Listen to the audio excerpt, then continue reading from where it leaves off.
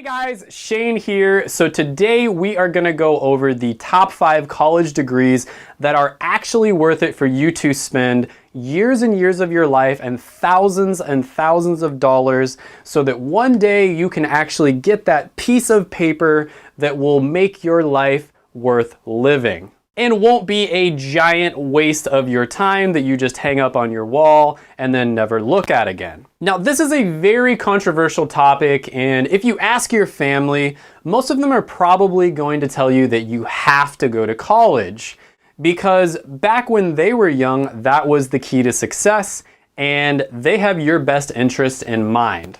And I mean, can you really blame them?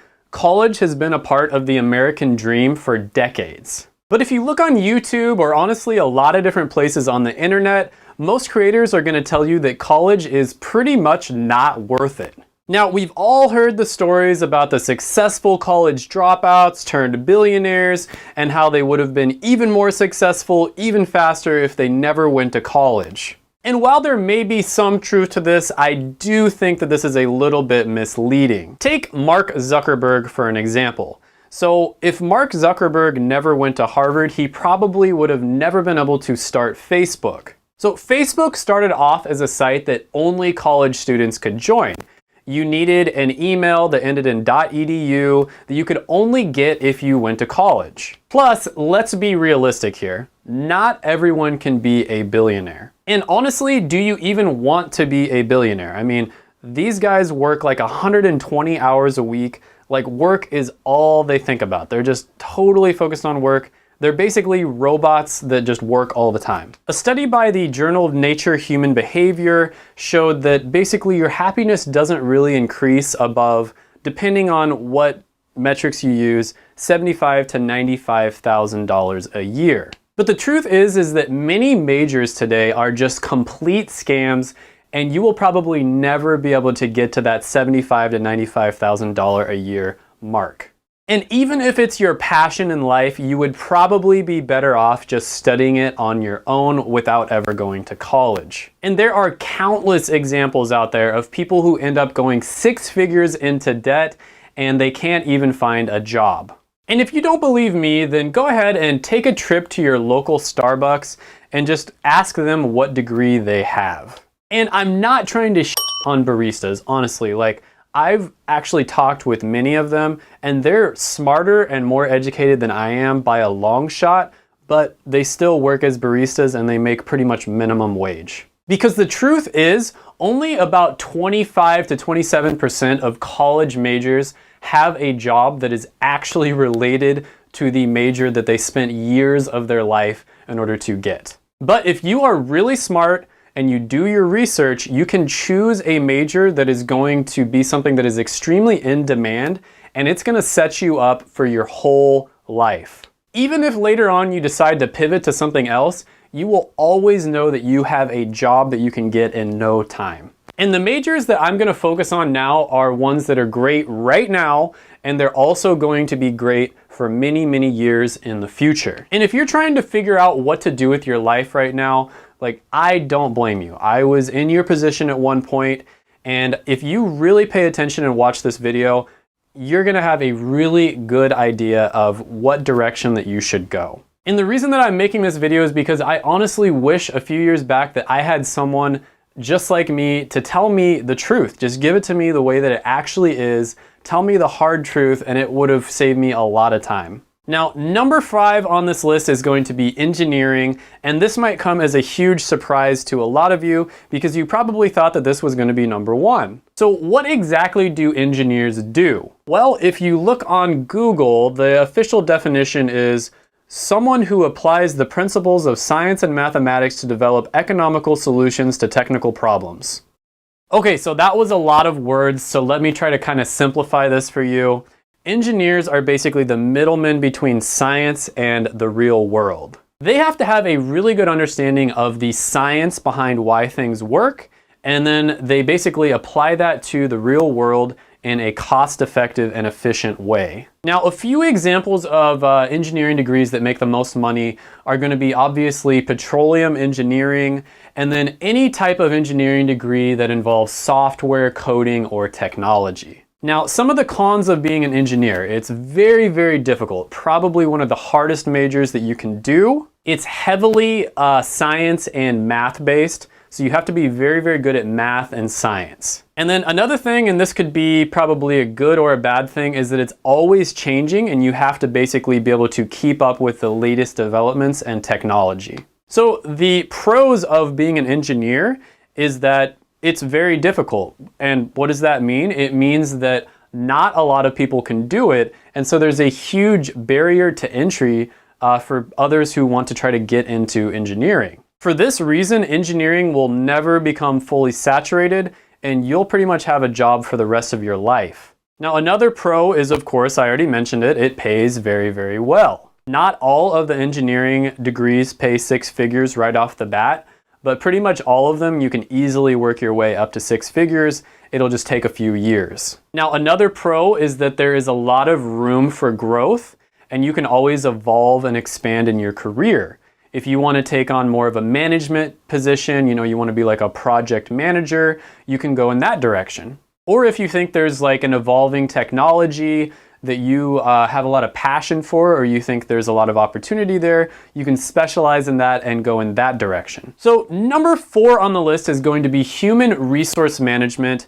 And this is another great career that anybody can get into because just about every company on the earth needs people that have these skills. So the definition of human resource management is pretty complicated, honestly, but it's basically just how a company manages the people who work inside of the company so that they can get the most out of them, the most efficiency without, getting sued or something like that. Hey, send me that link to the monkey sex video. I'm going to forward it like it's hot. Yes! And more companies are realizing that it's incredibly important to put their employees first, treat their employees well, and that way the employees will, make you more money, they'll be more efficient, they will, treat customers well, and it just turns out to be a really good long-term strategy. And it's important to also note that, human resource managers are the ones who do the hiring and the firing, and they're also the ones that make sure that the company doesn't get sued or fined. If I had a gun with 2 bullets and I was in a room with Hitler, Bin Laden, and Toby, I would shoot Toby twice. The thing that makes HR so important is that basically all big businesses in any industry that you go into need HR personnel. And I actually know of several different professionals that ended up pivoting and going into HR because there was such a high demand for HR managers. No, God! So the cons of HR, well, first of all, you're gonna have a really heavy workload. You're kind of like the glue person in a company, and so there's just a ton of different stuff. There's always going to be something that you need to do at any given time. And the second thing is you have to fire people, which sucks because you might have to fire people that you really like. And then of course the third thing is office politics. There's going to be a lot of office politics when you get into HR, and you are going to have to be the mediator when people have issues with each other. You're going to have to sit down with both parties and kind of like talk it out. And that can get probably like pretty annoying. So the pros of HR is that you get to interact with a lot of people. You're going to be hiring people. You're going to be doing performance reviews. You're going to be attending a lot of meetings. So if you are an extroverted person, this is probably a very, very good career path for you to get into. The second pro for HR is you're always going to have something to do. So if you are the type of person who really likes your day to go by super fast, you just want to show up to work, do a bunch of work, and then all of a sudden, it's the end of the day and you get to go home, this is going to be another career that's going to be great for you. And then of course, the third thing is the very, very attractive salary. So number 3 on the list is going to be business majors, but this one does have a caveat to it. You do have to specialize if you go into business. So you don't want to just get like a general business major. You do need to specialize in something. And a really good example of one that you could specialize in would be a sales manager. And when it comes to business majors, it is very, very important that you do your research and you figure out which one you like, and then also figure out which one pays really well, so that you can choose which majors to specialize in. And the truth is there will always be demand for business majors because companies need people who are really talented and they understand how business works in order for their company to be successful. And this isn't going to change anytime in the near future. So the trick to getting a business degree is to niche down, specialize something, and then get so good at that thing that the company simply can't ignore you. Now, let's talk about some of the cons of getting a business degree. If you're not careful, you might end up in a corporate office job, which can get really, really boring. You know, you'll end up like at a cubicle. If you're lucky, maybe you have your own office, but you'll basically be just like sitting at a desk all day long, and that can get really boring over time. The second thing is a lot of companies have really rigid structures and they don't give you a lot of freedom. So if you're someone who's extremely creative, business major, you can still go into it, but you do have to really do your research and figure out which companies give their employees more creative freedom. Now, another thing about being a business major is this major is notorious when you get hired by companies for having extremely competitive and cutthroat environments. Everybody's going to be going for the job promotion. A lot of people are going to be, want to be leaders on certain projects. And a lot of people are going to want to, take credit when one project goes well,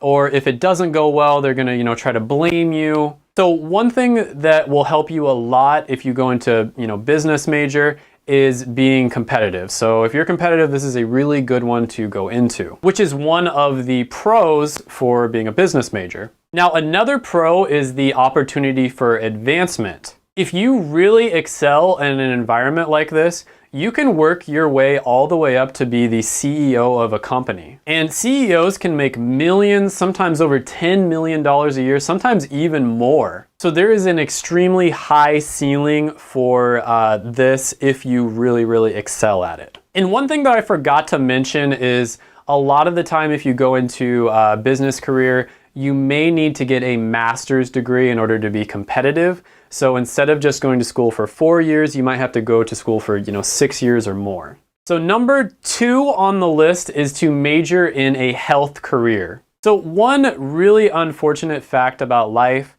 is that we are all going to get sick at some point and have health issues, and that is just never going to change. But this means that there will always be demand for healthcare professionals. And one really good example of this would be health services management, where you're basically kind of just like a CEO or a high-level executive of a hospital or a clinic, and you just make sure that things run, the hospital or clinic makes money, but you also make sure that everything happens in an ethical way that is the best thing for the patients who come into that facility. Recent research by the American Association of Medical Colleges has shown that by 2030, there will be a shortage of probably over 100,000 doctors. And it's not much different for nurses and other healthcare professions. And on top of that, healthcare is becoming more and more complicated with different laws changing and new demands in the profession. And if you choose a career in healthcare, it's pretty safe to say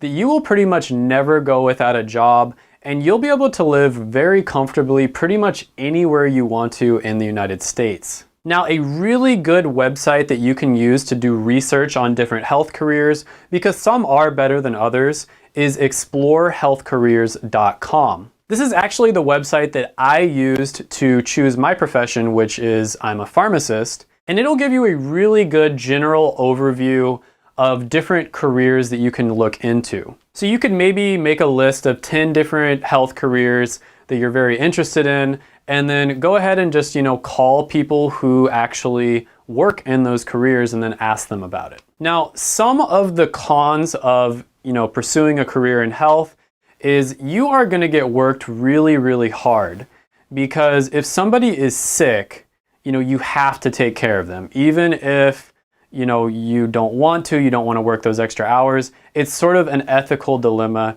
You have to take care of them. And if a bunch of other people call out sick, you still have to take care of them. You can't just shut your doors. And the second thing is you end up seeing people at their worst. So a lot of the time people come in and they're sick, You know, they've gone through a really crappy process of going through our medical system, and by the time they get to the pharmacy, for instance, they're in a very, very bad mood, and they can go off on you. They can be extremely rude on you, and it can be a really, really rough environment to be in. And then another thing is this ethical dilemma of, you know, business versus health. So this is a huge, huge issue in this day and age. You know, a business has to make money in order to continue to survive, but when it comes to, you know, health and that sort of thing, it can be a little bit of an ethical dilemma on how much money the business can make. And that, for that reason, there's a lot of regulations and there's a lot of laws and red tape. Some of it needed and then some of it probably not as necessary. Now, the pros of healthcare is that you will always have a job. I mean, you can pretty much go anywhere you want in the United States, and within a short amount of time, you can find a job if you choose a healthcare degree. And another thing is you get to make a real impact. I mean, if you are good at your job, you are helping people at some of the lowest points of their life, and you can truly go home at night and say that you made an incredible impact on people's lives, which is very, very underrated. Now, number one on this list is going to be a computer science degree. And an example of a computer science degree would be a software developer. And right now we are entering the age of automation where more and more we are trying to automate things that we do in our day-to-day life in order to save time. And this is creating a huge demand for people who can create software that can complete time-consuming tasks more efficiently. They took our jobs. Yeah, took our jobs. They did. They took our jobs. And I strongly believe that in the next 50 years, probably the most valuable skill that you can have is either being able to automate something or streamlining a process, and that is exactly what computer science teaches you. Software developers are making six figures right out of college easily. And if you're willing to move to a big city like San Francisco, Seattle, you can easily get up into the $200,000 to $300,000 a year range within a few years. And on top of the lucrative salary, companies will fight tooth and nail in order to get you to be one of their employees. And this means that you can pretty much live wherever you want. Just look at what Google offers their employees. I mean, the offices look like freaking playgrounds. You get amazing benefits. You get free food, free coffee, free entertainment. You can take a break in the middle of the day and do yoga or whatever you want. It is insane. And if you're willing to job hop, and that is basically where you move from job to job every few years, you can basically get companies to start a bidding war and they will all just fight over you. And you know, they'll be like, oh, I'm gonna pay you, you know, 180. No, I'm gonna pay you 190. 210, and that way you can increase your salary to the 200 to 300K a year range a lot faster. Now, a few of the really hot subjects to learn about right now are going to be machine learning, you know, artificial intelligence. You're going to want to get into maybe like virtual reality or augmented reality. And right now, there are pretty much no cons to getting into this. This is the perfect time to get into this major. The only cons I can think of is, you know, you do have to spend a lot of time staring at a computer screen, which we already spend a lot of time doing that, right? And then the other thing is if you want to get paid extremely competitively, you will have to live in certain, you know, big tech cities like Seattle, Austin, San Francisco area, Silicon Valley. You probably will want to live in those areas. So this does round out the list. But I do want to mention that there are a few key things, no matter what area you go into, that you need to do your research on. You want to look up the average salary, because this is going to tell you what companies are willing to pay for this specific skill set, this specialized knowledge that you go to college in order to get. And the second thing you want to look up is job satisfaction. So if you look up a career and it has really low job satisfaction, that might mean that even though there's a lot of demand for it, there might be regulations or something along those lines that are causing the job to be very, very stressful or unfulfilling for people who go into that career. And then the third thing you want to look up is the job growth demand. So you're basically just going to look up, how many openings there are going to be in the next 10 years versus how many people there are to fill those openings. It's pretty obvious.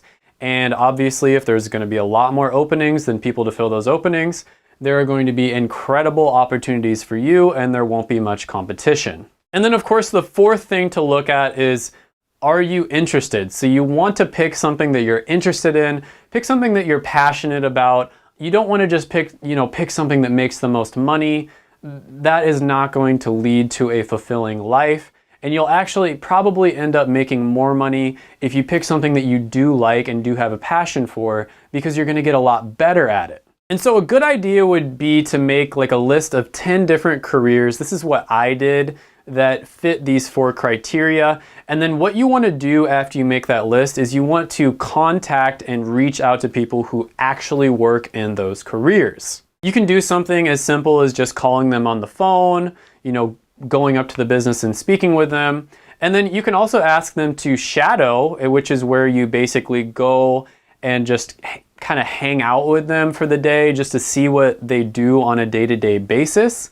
And then based off of that, you'll see what the job is really like and if that's something that you want to do, for 10 years or longer in your future. Okay, so I really hope that you enjoyed this video. I work really hard on these videos. They take a long time to make. And if you made it this far in the video, please like, subscribe, smash the like button, smash the subscribe button, and then also comment down below. Let me know what you think. Tell me if there's some degrees that I missed out on. Tell me if I should have put number 5 as number 1 or whatever you believe to be true. And if you're a Starbucks barista and you're super mad at me for making this video, comment that down below too. And until next time, bye for now.